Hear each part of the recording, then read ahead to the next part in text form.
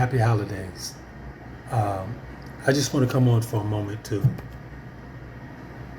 speak about this season and what this means to us as professed followers of Christ. I'm not going to say believers, because James 2:19 says, even the demons believe, and yet they tremble. So it really doesn't mean much that you believe. What matters is that you follow the example that Christ left when he was present on earth and his teachings.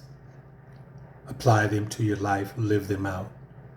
And it is through that, your obedience to that God is able to reveal himself to you in every single one of your life situations, circumstances, experiences, and events. This is a season that we as believers consider hope. There's not one of us followers of Christ today that has tangibly touched him or audibly heard his voice. We have read and we have decided to accept him into our lives and follow his instruction. And we know who we were prior to that. We know who we presently are and who we hope to become. I know who I was as a man, how careless, callous, disrespectful, and unappreciative of other people, other people's things and possessions, other people's time, other people's feelings. And I know who I am today as a result of choosing to follow the teachings of Christ. I'm a different man. So what I believe is not relevant to what another person believes about me.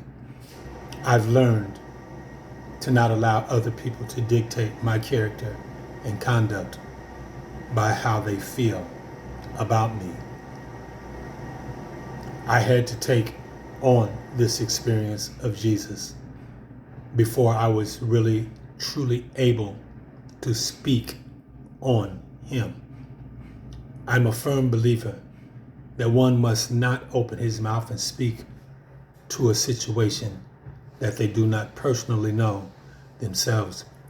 And when I say personally know, I'm not talking about having just read, because reading what someone has written is simply you having knowledge of a particular thing. But it doesn't mean you know that particular thing. You don't know something until you yourself has experienced it personally. Okay? So we that celebrate this season celebrate it with the hope that it's true.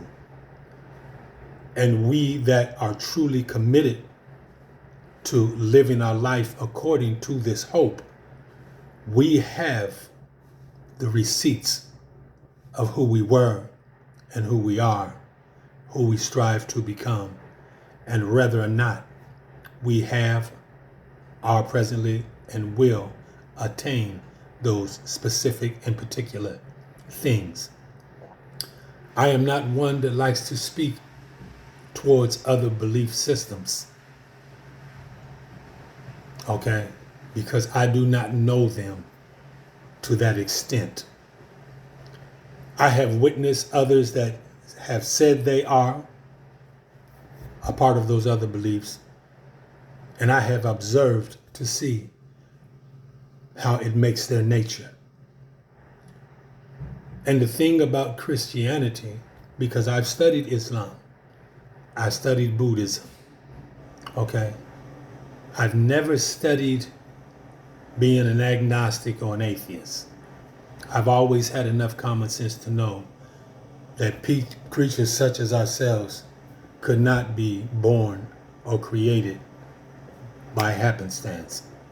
We have too much intelligence, too much ability to do too many things, whether right or wrong. to just be something that just happened. So I just want to encourage you this day and inform you that when God decided to create one flavor of ice cream, He did not allow it to just be one flavor. Why? Because to make one flavor means that you do not have an option.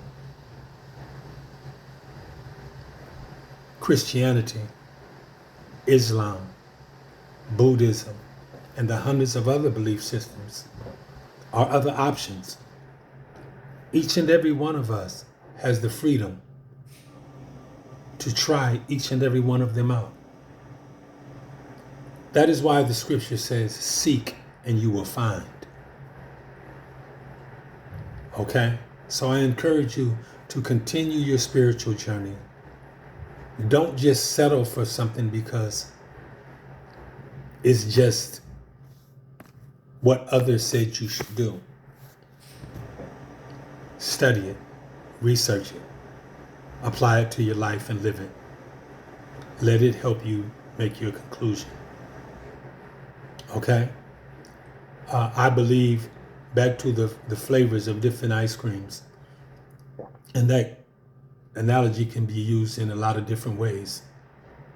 God allowed options and opportunities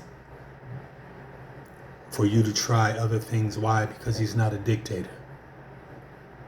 He believes He's said and done everything He needs to do to prove Himself to you, if you allow Him to prove Himself to you. But if you don't, then just like I and every other person that has ever walked on this planet, at the end of our existence on this earth, we are going to find out which is the right belief. Okay? That's going to happen. But right now, as it stands, I must say that I live based on a hope that Christianity is the truth. I can tell you all day long why I believe what I believe, what I've seen. But there are other people from different belief systems that can tell you the same thing about their belief system. True? That's why it should not be debated.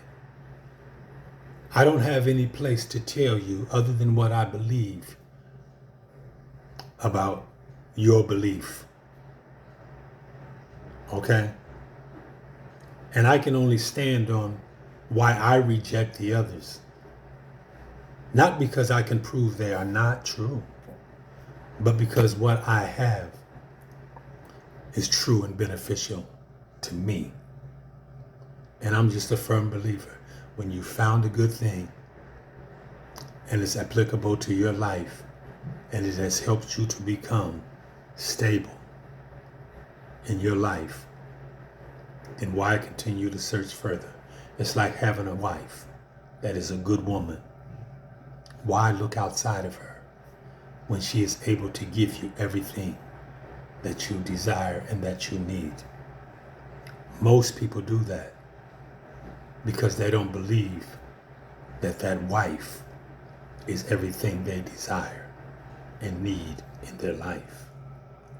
But when you know what you know and what you want, and you believe you have that, you stand on that, and you don't waver from that.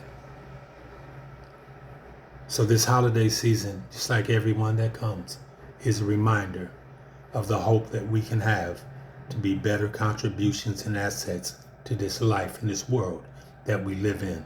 We do not have to be a detriment. We can be a peace in the calm and calm in the storm. We can be that straight when things are going crooked. And we can be willing to share that advice with others that are willing to receive. But never do we impose. I don't believe in standing on corners with bullhorns and screaming into people's ears about Jesus. I believe that as John the Baptist did, I will stay in my lane and invite you to come and hear. Happy holidays.